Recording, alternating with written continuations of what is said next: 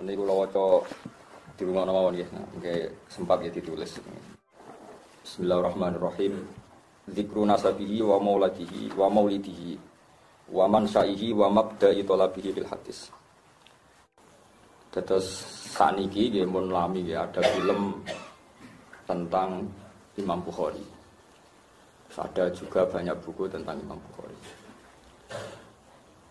Mergi diyakini ulama ahli sunnah sak dunya as-sahhul kutub ba'da kitabillah. Sause Quran niku paling otentik niku kitab sing dikumpulno kalian Imam Bukhari nggih. Namine niku Muhammad bin Ismail bin Ibrahim bin Mughirah bin Bardisbah al-Bukhari al-Jufi. Sinten namine Muhammad bin Ismail bin Ibrahim bin Mughirah bin Bardisbah al-Bukhari al-Jufi. Niku seangkatan kalian Imam Ahmad bin Hambal, luwih nom sithik. Seangkatan mbek sing aran Sahih Muslim. Sami-sami menangi Imam Waqi'. Terus Imam Waqi' niku guru bersamane Imam Syafi'i. Imam Syafi'i angkatan awal. Terus junior berikutnya kemudian lahir golongan Imam Bukhari, Imam Ahmad bin Hambal, Imam Muslim. Ini rungokno tenan ya.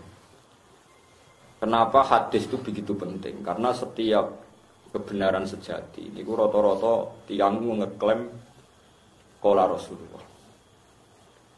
Muni qala Rasulullah itu sensitif banget. Ima dekne iku wong saleh, kepengin semua perilakune istinad bergantungan ambek panduane Kanjeng Nabi. Wa imma dekne pancen ngerti nak pendapatnya salah untuk menteror pendengar, dekne mengatasnamakan Kanjeng Nabi. Itu sama-sama bahaya. Sama-sama bahayanya adalah orang soleh yang yakin dalam satu dua kebenaran muni qala Rasulullah, ternyata Nabi tidak mendengar, tetap dia pendusta. Dan ancamannya adalah mangkadzdzaba alayya muta'ammidan falyatabawa maq'adahu minan. Orang yang dengan sengaja bohong mengatasnamakan saya dewe Nabi, berarti padha karo tempat satu kursi, ngemesan satu kursi, falyataba wa maq'adahu, dia menyediakan tempat duduknya di nerungono tenan, terutama sing khusyuk-khusyuk sing saleh-saleh. Jarene Imam Muslim temu Qadimah Sahih Muslim, lam naras sholihin akdzaba minhum fil hadis. Saya tidak pernah melihat orang soleh bohong sebohong mereka kalau saat ngendikan ngutip hadis. Mane hati-hati dadi wong saleh. Perkarane dadi wong saleh ku sithik-sithik mesti ngistinatno ning Kanjeng Nabi. Kadang niku saking bodhone.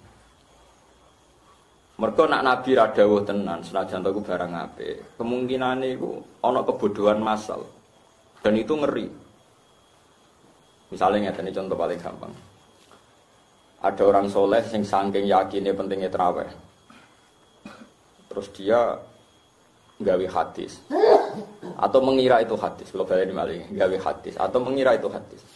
Karena kadang orang soleh itu niat dia hadis, mengira itu hadis. Wong kadang yo budune ra karuan. Terus dia cerita, kata Rasulullah, orang yang sholat tarawih di hari pertama ganjaran kok Nabi Adam, kedua kok Nabi Idris, sampai tentean Nabi selawe. Ke tanggal selawe itu Nabi terakhir, padahal Nabi yang wajib diapa lo mau selawe, padahal jangan terawih 6 likur. Golek Nabi limongkas berarti dene Quran. Itu nyata. Kemudian ahli hadis sepakat dan ahli tarikh juga sepakat hadis itu pasti palsu. Karena Nabi tidak mungkin melafadzkan kata tarawih. Satu, bahwa istilah tarawih itu dimulai dari Sayyidina Umar. Karena pendiri tarawih dengan cara seperti itu adalah Sayyidina Umar. Nabi boten menangi. Sehingga bahasa tarawih saja itu sudah salah kalau itu dilafadzkan Nabi, enggak mungkin maksudnya salah. Kedua, zaman Nabi Sugeng nak ngendikan pokoknya mangko Ramadan imanan wahtisaban. Kalau tarawih jelas enggak.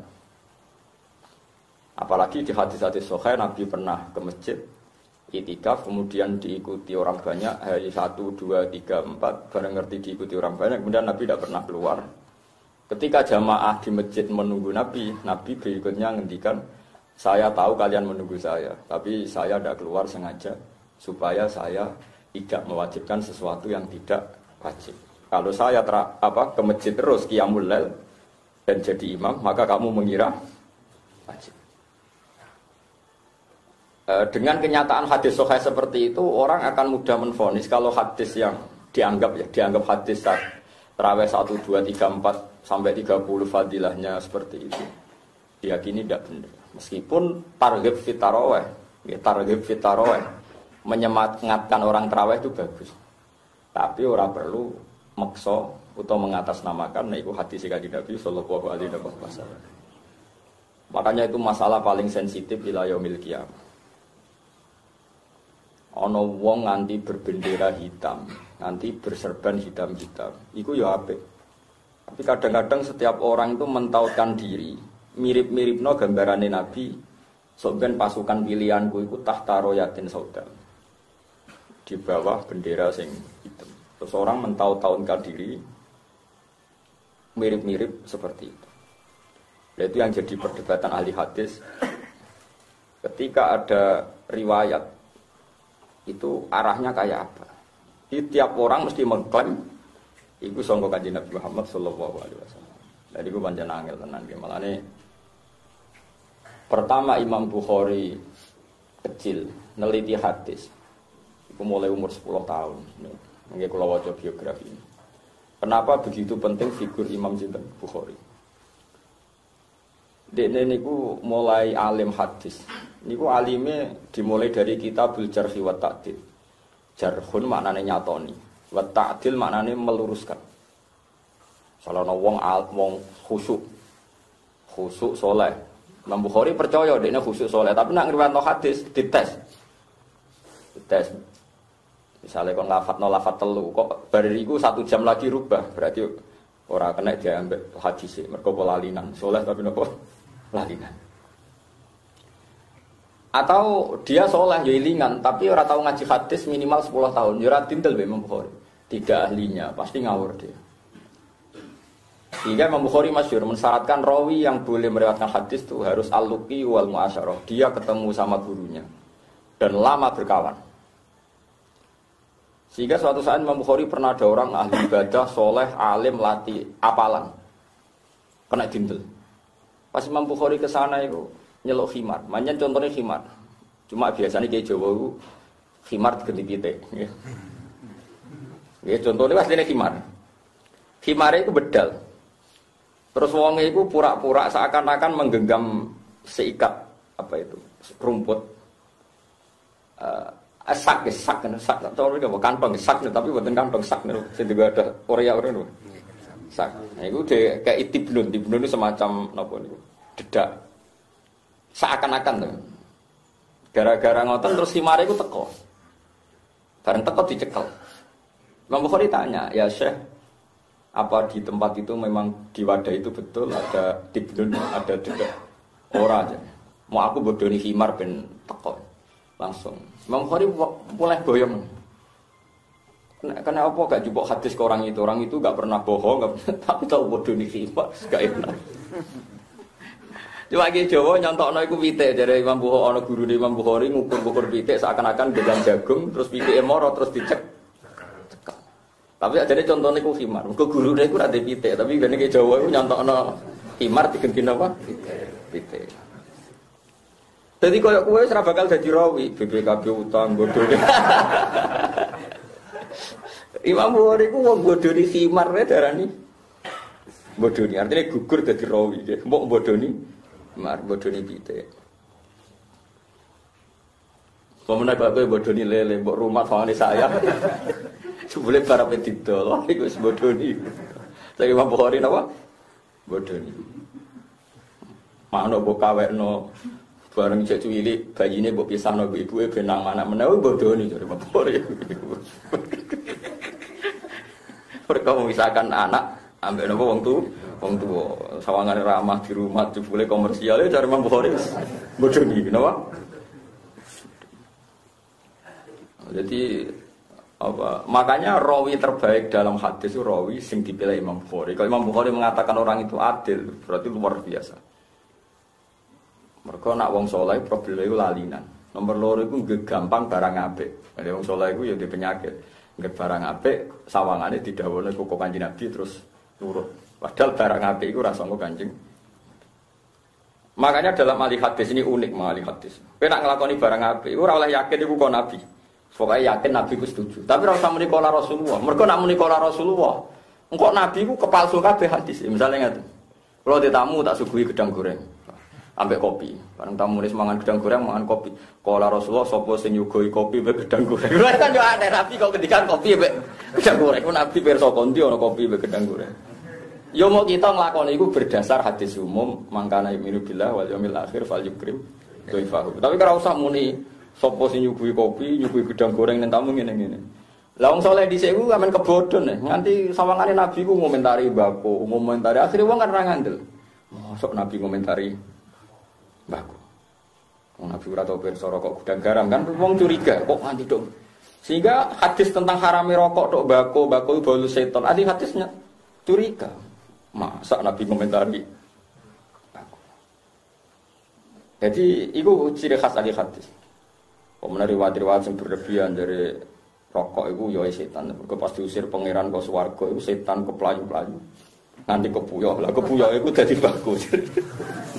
Ya kayak kiai sekarang no rokok nganti duwe tareh ngoten. Kalau nate ketemu kiai sepun senane ngedar roh harame rokok nu ngantos. Ajinan pirsa Gus ngene mereka. Kok malah pas swarga ora elek. Lah kok elek? Tahu duwe iki setan.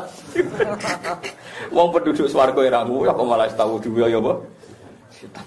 Dene kok iya Gus ketok iki kok kadung. Jenengan sing cerita dari setane sing apa? Yo. Jadi macam-macam. Jadi ilmu hadis itu unik. Barang bener lah. Nak Nabi ra ngendikan tetep ra oleh mendingin. Misalnya tarawih wae barang apik, tapi ora oleh ngendikan Nabi ngendikan nak tarawih hikmah ngene-ngene ra oleh. Kalau kita tarawih niati tarawih iku masuk kategori qiyamul lail. Tapi kira oleh muni Nabi ngendikan tarawih karena bahasa tarawih itu dicetuskan oleh Sayyidina Umar. Bujliman nang ilmu hadis bujliman. Tapi ini penting. Dawuh Sayyid Muhammad, kalau ada kebaikan dan itu memang kebaikan, kemudian karena kebaikan itu ada targhib, ada sanad bahwa Nabi menganjurkan kebaikan itu akan bahaya jika Anda bilang muni qala Rasulullah sallallahu alaihi wasallam. Bahayanya adalah kebenaran ini misalnya min darajatil mubah ila darajatil wujub atau ila darajatis sunnah. Bahayanya adalah sejenis ini akan kamu katakan wajib karena ngendikan Nabi. Padahal ini barang mubah yang menjadi jembare rahmati Allah. Kowe oleh iya oleh ora. Said Muhammad contohnya kayak al-ataqa as-somadiyah.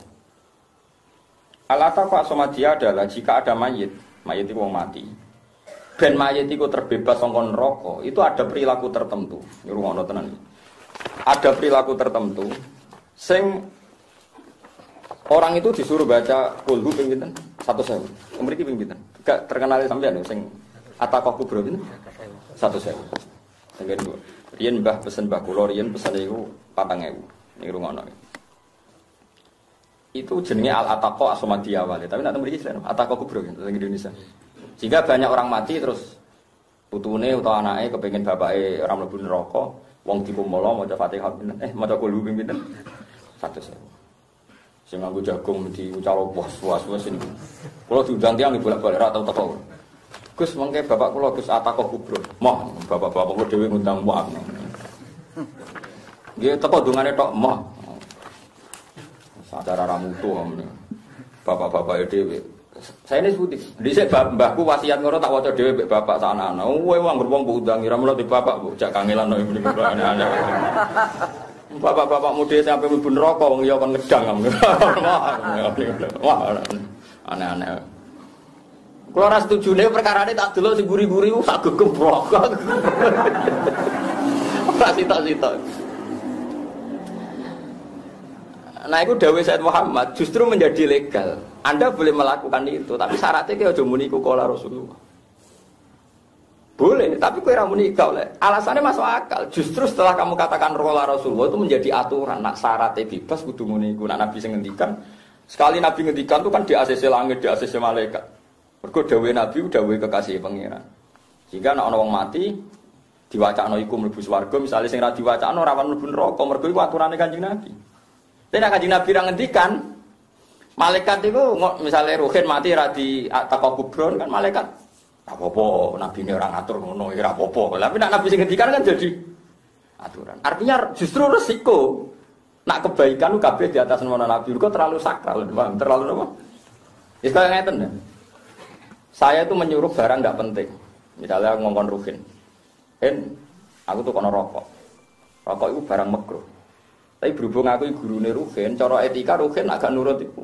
Murid elek, wong dikongkon gurune kok gak. Itu resiko dalam ilmu hadis. Barang hakikate mubah, tapi karena melihat yang merintah itu bisa jadi wajib mau. Hukumnya rokok itu makruh kan. Tapi hukumnya Ruhin tak kongkon nurut wajib wong muridku. Akhirnya nak Ruhin gak nurut ya kabeh santriku ya sepakat Ruhin celek dikongkon kene gak nurut. Ndak bisa mengatasnamakan mari kiaiku ngongkon barang makruh. Lah Rasulullah lebih dari guru. Sekali ngendikan Nabi ngendikan barang mubah kok sing ngendikan Nabi kira nurut itu ciroko pencit.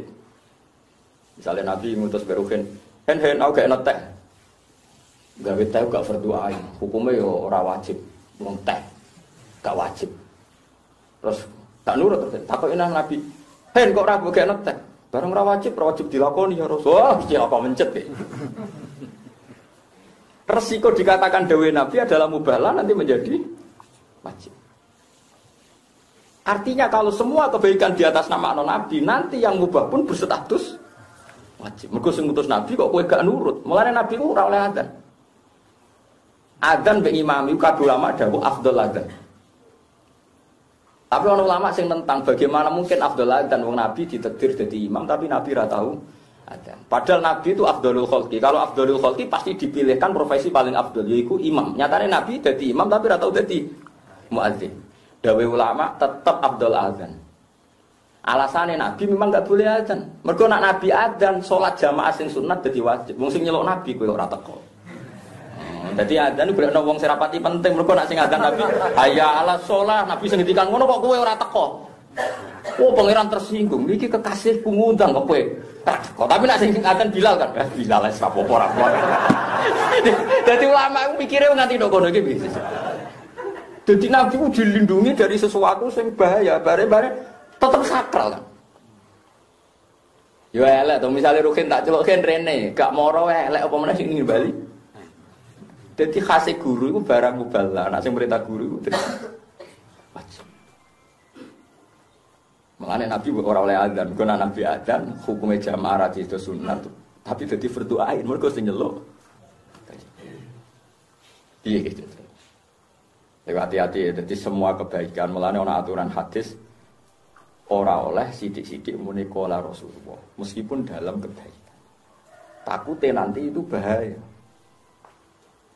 Bahaya tuh misalnya tarawih mbok atas nama dawuh Nabi sama ora tarawih kan kriminal tenan. Wong dawuh Nabi kok kowe gak napa nglakon. Lha paling kangen bab hadis.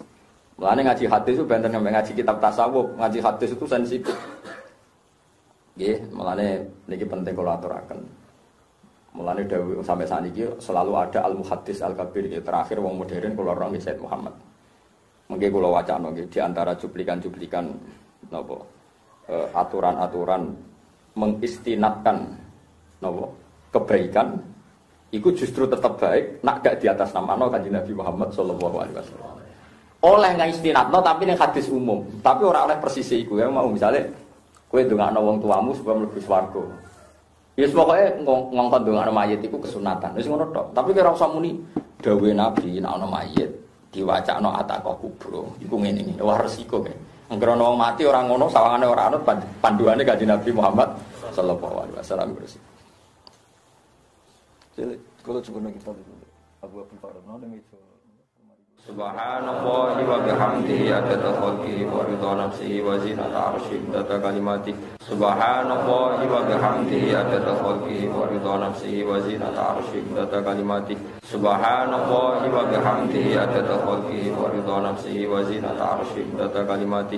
Subhanallahi wa bihamdihi adada khalqihi wa ridha nafsihi wa zinata arsyihi adada kalimati. Subhanallahi wa bihamdihi adada khalqihi wa ridha nafsihi wa zinata arsyihi adada kalimati.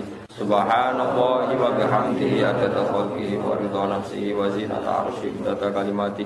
Subhanallahi wa bihamdihi adada khalqihi wa ridha nafsihi wa zinata